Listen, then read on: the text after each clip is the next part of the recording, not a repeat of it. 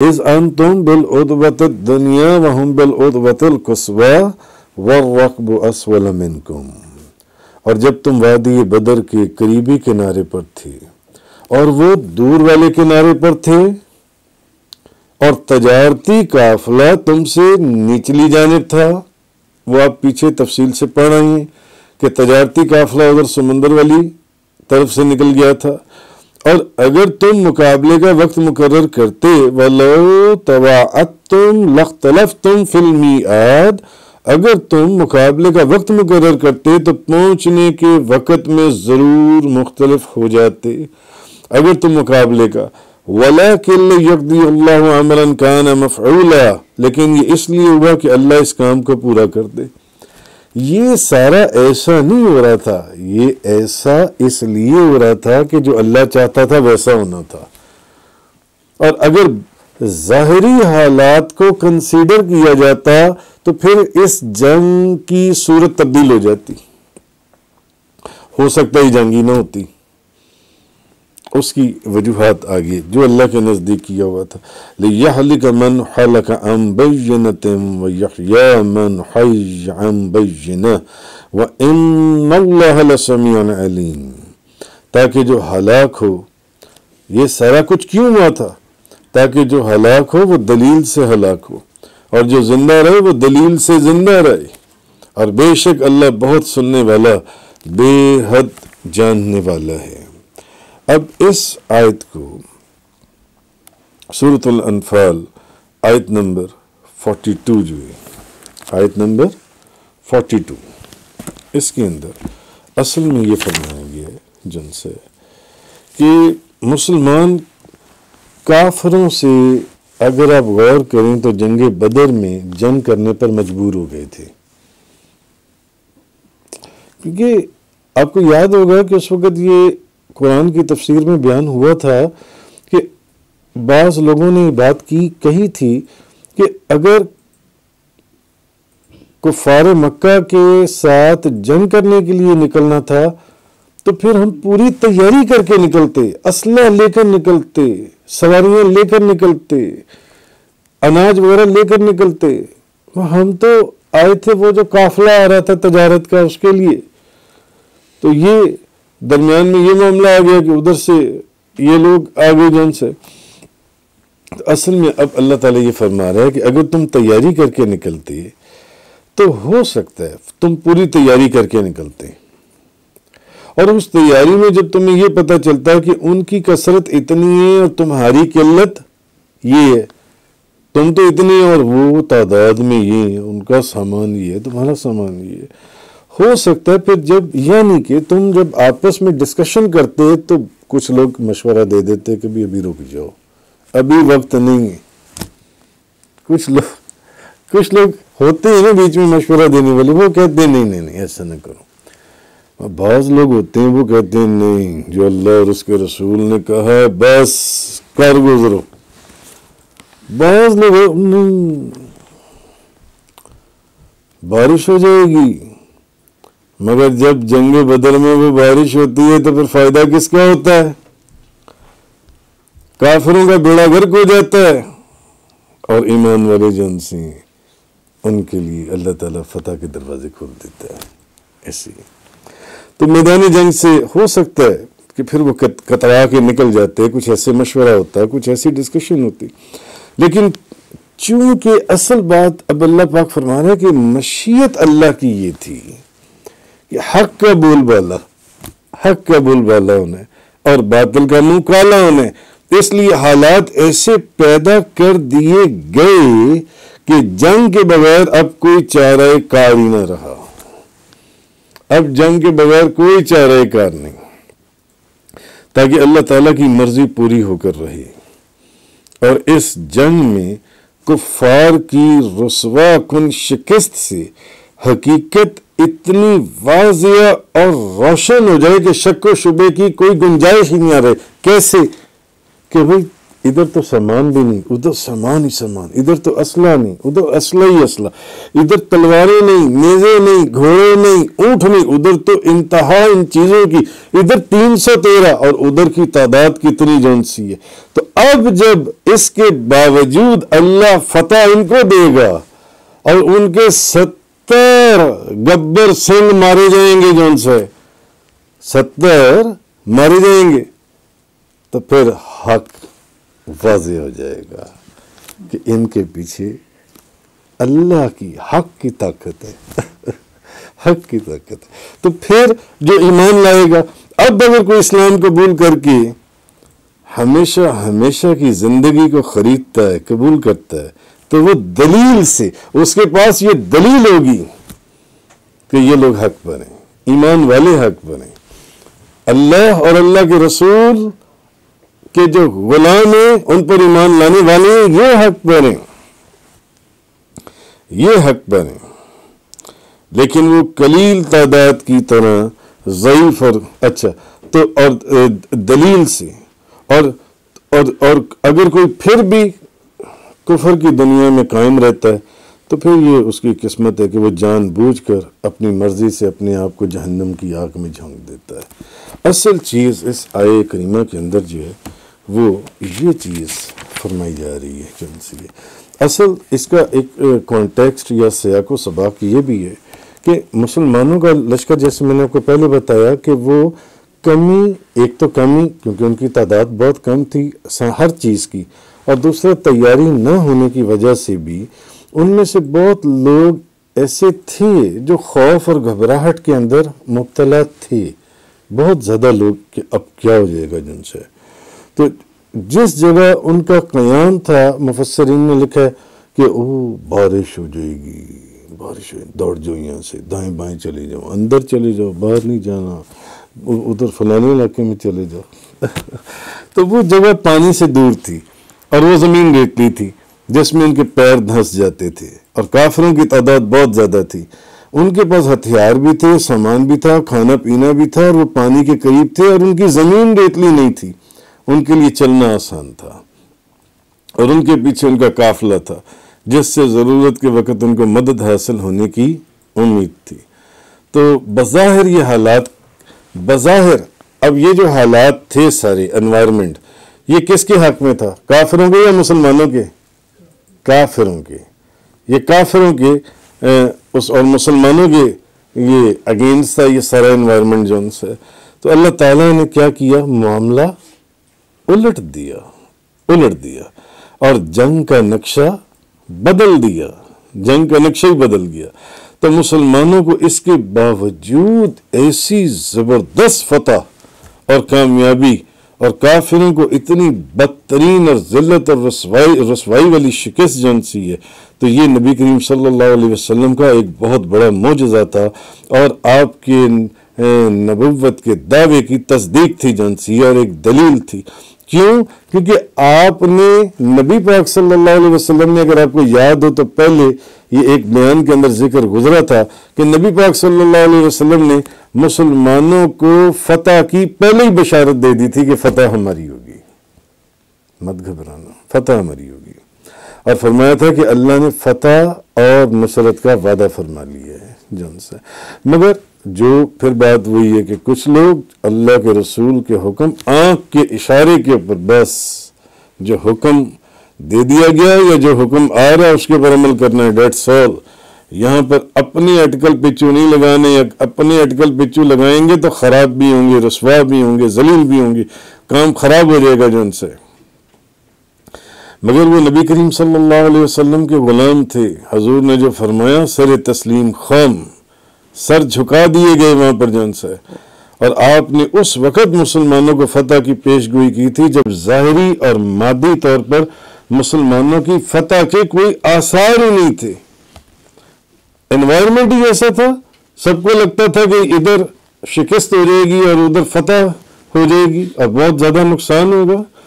تو بدر کی فتح سے نبی کریم صلی اللہ علیہ وسلم کی نبوت کی تصدیق کا سچا ہونا ثابت ہو گیا، اور اسلام کی صداقت پر بھی ایک دلیل قائم ہو گئی جن سی ہے. تو اس لیے اللہ تعالیٰ نے فرمایا کہ اب اگر کوئی کفر میں ہلاک ہوگا تو دلیل قائم ہونے اور حجت پوری ہونے کے بعد کفر میں ہلاک ہوگا. اصل چیز یہ ہے.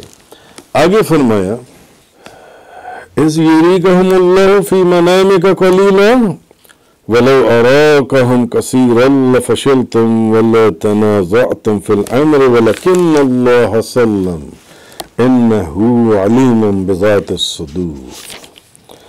اور یاد کیجئے جب اللہ آپ کو خواب میں کافروں کو کم تعداد میں دکھا رہا تھا، اللہ آپ کو خواب میں کافروں کو کم تعداد میں دکھا رہا تھا، اور اگر اللہ آپ کو ان کی زیادہ تعداد دکھاتا تو مسلمانوں تم ضرور ہمت ہار جاتے اور آپس میں اختلاف کرتے. تو اللہ خواب میں تمہیں کافروں کی تھوڑی تعداد دکھا رہا تھا. اگر اللہ تمہیں خواب میں ان کی جنسی ہے زیادہ یعنی پوری تعداد تو تم اپنی ہمت ہو سکتا ہے ہار جاتے، آپس میں اختلاف کرنے لگ جاتے کہ نہیں یہ جنگ ابھی نہیں کرنی چاہیے، اس کا وقت آگے پیچھے کر دینا چاہیے، یا یہاں نہیں کرنی چاہیے وہاں کرنی چاہیے جن سے.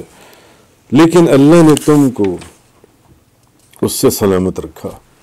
بے شک انہو علیم بذات الصدور، بے شک وہ درون سینہ امور کو، تمہارے دلوں کی کیفیات کو بھی خوب جاننے والا ہے، خوب جاننے والا ہے. اب اصل میں فرمایا یہ جا رہے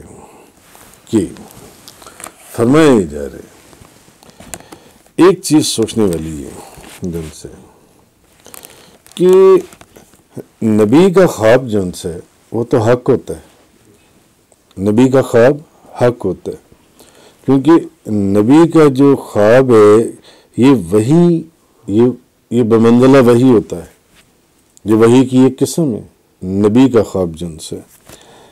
تو پھر اس کے برعکس نبی کے خواب کے برعکس اس کی جن سی اس کا واقع ہونے جن سے اس کا تو احتمال ہی نہیں ہوتا، کیونکہ نبی کا خواب خود وہی ہے. تو اگر خواب میں نبی کریم صلی اللہ خواب میں قلیل دکھایا گیا کہ ان کی تعداد تھوڑی، جبکہ ان کی تعداد مسلمانوں سے بہت زیادہ تھی. اب یہ قرآن کی آیت بیان ہو رہی ہے، اس کا ترجمہ اور تشریح، اور جبکہ حقیقت میں یہ تھا کہ ان کی تعداد زیادہ تھی، بہت زیادہ تھی. تو کیا یہ خواب کی تکذیب نہیں؟ تو اور کیا ہے؟ کیا یہ خواب کی تکذیب نہیں ہے کہ نبی کا خواب دکھائے تھوڑے جا رہے ہیں لوگ زیادہ، تو نبی کا خواب تو وحی کے برابر ہے، وحی کی طرح ہے، وحی کا حصہ ہے، وحی کی قسم ہے. نبی کا خواب تو 100% نیک لوگوں کے خواب سچے ہوتے ہیں، پھر ولیوں، غوثوں، قطبوں، ابدالوں، کلندروں، تو پھر نبی کا خواب تو پھر یہ کیوں ایسا ہوا؟ اس کی جو مفسرین نے بات لکھی ان کا اصل میں جواب یہ ہے کہ خواب میں تھوڑے لوگ دکھانا جو ان سے اس کا مطلب یہ تھا، خواب میں کافروں کے تھوڑے لوگ دکھائے گئے جبکہ لوگ تھے وہ زیادہ. تو ان کو تھوڑا دکھانے کا مطلب یہ تھا کہ ان کی تعداد بھلے کچھ بھی ہو، ان کی تعداد بھلے کچھ بھی ہو، لیکن دکھانے اصل میں اس خواب کی انٹرپریٹیشن کو ہر کسی کے سمجھنے کا بس نہیں ہے. بھلے ان کی تعداد کچھ بھی ہو، مگر حضور کا خواب بالکل سچا تھا کہ خواب میں تھوڑا دکھایا گیا جبکہ ان کی تعداد زیادہ تھی. تو کوئی کہہ سکتا ہے کہ نہیں، یہ کیسے ہو سکتا ہے کہ نبی کا خواب سچا نہ ہو؟ سچا ہے. کیسے؟ کہ ان کو تھوڑا دکھایا گیا، یعنی ان کی جو تھوڑی تعداد ہے، وہ جو ان کو تھوڑا دکھایا گیا، اصل میں جب جنگ ہوگی تو یہ آپ کے سامنے اتنی بڑی تعداد ہونے کے باوجود ان کی حیثیت اتنی سی ہوگی تھوڑے سے لوگوں کی، اسی لیے تو سارے کٹ مریں گے اور دھوڑیں گے اپنے مال کو چھوڑ کر جون سا ہے۔ اب آپ سمجھیں میری بات جون سی؟ تو خواب کا مطلب یہی، اور صحابہ کرام نے بھی اس کے مطلب کو یہی سمجھا تھا، ایسے ہی تھا۔ اچھا آگے فرمایا، اچھا لیکن اللہ نے تم کو سلامت رکھا۔ اچھا، اور اس میں پھر یہ بھی ہے، اگر مسلمانوں کو ایک حکمت یہ بھی تھی، جیسے کہ پیچھے ذکر ہوا، شروع میں علم ہو جاتا، مسلمانوں کو شروع میں علم ہو جاتا کہ دشمن کی تعداد ان سے 3 گنا زیادہ ہے، تو ہو سکتا ہے کہ وہ آپس میں ڈسکشن کرتے اور ایک اختلاف کرتے، ہو سکتا ہے یہاں تک ہی نہ پہنچتے، یہاں تک ہی نہ پہنچتے۔ تو اللہ تعالیٰ نے مسلمانوں کو آپس کے اختلاف سے محفوظ رکھا، اور جنگ بدر میں شکست سے بھی اللہ تعالیٰ نے مسلمانوں کو جن سے وہ سلامت رکھا جن سے۔ وَإِذْ يُرِيكُمُوهُمْ إِذْ الْتَقَيْتُمْ فِي أَعْيُنِكُمْ قَلِيلًا وَيُقَلِّلُكُمْ فِي أَعْيُنِهِمْ لِيَقْضِيَ اللَّهُ أَمْرًا كَانَ مَفْعُولًا وَإِلَى اللَّهِ تُرْجَعُ الْأُمُورُ۔ اور یاد کرو جب تم سے مقابلے کے وقت، اب جب مقابلے کا وقت آیا، اب وہ تو پہلے تو قبل از وقت ڈسکشنز تھیں کہ وہاں کیا ہوگا، پھر خواب والی بات آئی، خواب میں ان کو تھوڑا دکھایا گیا۔ اچھا اب عین حالت جنگ کے اندر، اور جب یاد کرو جب تم سے مقابلے کے وقت تمہیں کافروں کی اب عین حالت جنگ ہے، کافر ہیں بہت زیادہ، مگر مسلمانوں کو دکھائی کتنے دے رہے ہیں؟ تھوڑے سے۔ تو پھر اگر غور کریں تو یہاں پر بھی اس خواب کی انٹرپریٹیشن تو پوری ہو گئی، مگر یہاں تفسیر کچھ اور ہے، بیان کچھ اور ہے۔ اگر اس ڈائریکشن سے لیں تو خواب کی تعبیر تو پھر بھی اپنی جگہ صحیح ہے، اور اگر اس ڈائریکشن سے نہ لیں تو پھر خواب کی جو اصل تعبیر ہے وہ یہ ہے کہ بھلے وہ جتنی مرضی تعداد میں آپ کو خواب میں تھوڑے دکھائے جا رہے ہیں، یعنی ان کی حیثیت آپ کے سامنے یہ ہوگی، بالکل پریشان نہ ہو، فتح اور نصرت آپ کے قدم چومے گی۔ اور یاد کرو جب تم سے مقابلے کے وقت تمہیں کفار کی تعداد کم دکھائی اور تمہاری تعداد بھی ان کو۔ اچھا اب 2 چیزیں اللہ نے کی کہ مسلمانوں کو ان کی تعداد تھی بہت زیادہ، اللہ تعالیٰ نے مسلمانوں کو ان کی تھوڑی تعداد دکھائی، اور کافر جو ان سے تھے انہیں بھی ان کی تھوڑی تعداد دکھائی، ان کو بھی یہ تھوڑے نظر آئے، کم دکھائی دیے، تاکہ اللہ اس کام کو پورا کر دے جو اس کے نزدیک کیا ہوا ہے، جو اس کی مشیت میں لکھا جا چکا ہے۔ حق کا بول بالا اور باطل کا منہ کالا، جو اس کے نزدیک کیا ہوا ہے۔ وَإِلَى اللَّهِ تُرْجَعُ الْأُمُورُ، اللہ ہی کی طرف تمام معاملات لوٹائے جاتی ہیں۔ آیت نمبر 44 سورۃ الانفال۔ اب اصل میں فرمایا جا رہا ہے حکمت خداوندی کا کرشمہ یہ تھا کہ مسلمانوں کو کافر تھوڑے نظر آ رہے تھے، اب جب آمنے سامنے ہوئے دونوں لشکر تب مسلمانوں کو کافر تھوڑے نظر آ رہے تھے۔ مقصد یہ تھا، کیوں تھوڑے نظر آ رہے تھے؟ تاکہ مسلمان ان میں، اب ہر کوئی حضرت ابو بکر صدیق تو نہیں ہے، ہر کوئی عمر فاروق تو نہیں ہے،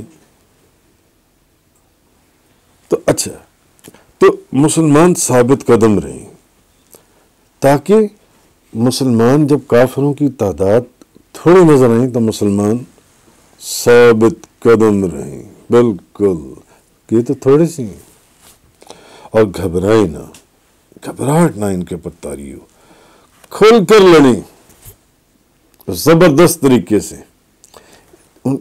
ایک سائیکولوجیکل، جب آپ کو آگے لوگ تھوڑے نظر آئیں گے تو کھل کر لڑیں، اگر لوگ زیادہ نظر آئیں تو ایک بندے کے مقابلے میں 3 بندے، پھر بندہ تھوڑا سا سوچ، اچھا کدھر سے، اچھا کیسے، اچھا کس طریقے سے، مگر اگر ایک بندے کے مقابلے میں ایک بندہ ہی ہو تو پھر اس سے زیادہ وہ تیزی سے دوڑتا ہے اور حملہ کرتا ہے، تو تاکہ مسلمان ثابت قدم رہیں اور گھبرائیں نہ۔ اچھا، اور کافروں کو مسلمان کیوں تھوڑے دکھائی جا رہے تھے؟ ادھر تو یہ حکمت ہو گئی کہ مسلمانوں کو کافر اس لیے تھوڑے دکھائی دے رہے تھے اللہ کی قدرت کاملہ سے، تاکہ وہ اب جمے رہیں اور ڈٹ کر حملہ کریں۔ اور کافروں کو مسلمان تھوڑے کیوں دکھائی دے رہے تھے؟ اس میں کیا حکمت تھی؟ کیونکہ کافر جب لڑتا ہے تو اس کے وجود میں اتنا رعب، دبدبہ اور دہشت نہیں ہوتی جتنی مسلمان کے اوپر، صاحب ایمان کے اوپر، نبی کریم صلی اللہ علیہ وسلم کے غلام کے اوپر اللہ کی انوار و تجلیات کی ایسی بارش ہوتی ہے کہ جب وہ آگے بڑھتا ہے ایک بندہ تو ان کے 10 لوگوں کے دل دہل جاتی ہیں، ڈر جاتی ہیں، گھبرا جاتی ہیں۔ تو کافروں کو مسلمان اس لیے کم دکھائے جا رہے تھے کہ وہ مسلمانوں کے رعب، دبدبے اور دہشت سے کہیں دوڑ ہی نہ جائیں، پہلے ہی نہ دوڑ جائیں، مگر ان کی ذلت اور رسوائی اور ہلاکت اللہ کی مشیت میں لکھ دی گئی تھی، تاکہ یہ دوڑے نہ۔ ان کو مسلمان اس لیے تھوڑے دکھائی جا رہے تھے اور مسلمانوں کو کافر اس لیے تھوڑے دکھائی جا رہے تھے تاکہ وہ ڈٹ کر حملہ کر دیں۔ تو میدان جنگ سے وہ لوگ تو وہ جو کافر بھی جو ہیں جب مسلمانوں کو تھوڑی تعداد میں دیکھیں تو وہ بھی میدان جنگ میں کود پڑے۔ کیوں؟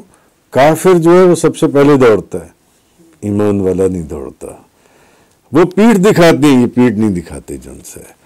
تو جس کا انجام یہ ہوا، اصل جو چیز ہے، جو اس کا کرکس ہے، وہ یہ کہ اللہ کی نصرت سے ان تھوڑے سے جو مسلمان تھے، ان کے ہاتھوں سے کتنے 70 ان کے سردار جن سے، بڑے بڑے جن سے، وہ موت کے گھاٹ اتار دیے گئے اور کفر کا زور جن سے وہ توڑ کر رکھ دیا گیا۔ تو اصل میں اس آیہ کریمہ کے اندر اللہ تبارک و تعالیٰ نے یہ فرمایا وَإِذْ يُرِيكُمُوهُمْ إِذِ الْتَقَيْتُمْ فِي أَعْيُنِكُمْ قَلِيلًا، اور یاد کرو جب تم سے مقابلے کے وقت تمہیں کافروں کی تعداد کم دکھائی، وَيُقَلِّلُكُمْ فِي أَعْيُنِهِمْ لِيَقْضِيَ اللَّهُ أَمْرًا كَانَ مَفْعُولًا، اور تمہاری تعداد بھی ان کو کم دکھائی، تمہیں ان کی تعداد کم دکھائی تاکہ تم دل جمی کے ساتھ کھڑے ہو جاؤ، ڈٹ کر، اور ان کو تمہاری تعداد اس لیے کم دکھائی تاکہ وہ دوڑ نہ جائیں تمہیں دیکھ کر، تمہاری شان و شوکت، رعب اور دبدبہ اور بہادری اور تمہارے چہرے مبارک دیکھ کر نہ دوڑ جائیں، اس لیے تاکہ اللہ اس کام کو پورا کر دے جو اس کے نزدیک کیا ہوا ہے، اس کی مشیت میں لکھا گیا۔ وَإِلَى اللَّهِ تُرْجَعُ الْأُمُورُ، اور اللہ ہی کی طرف تمام معاملات لوٹائے جائیں۔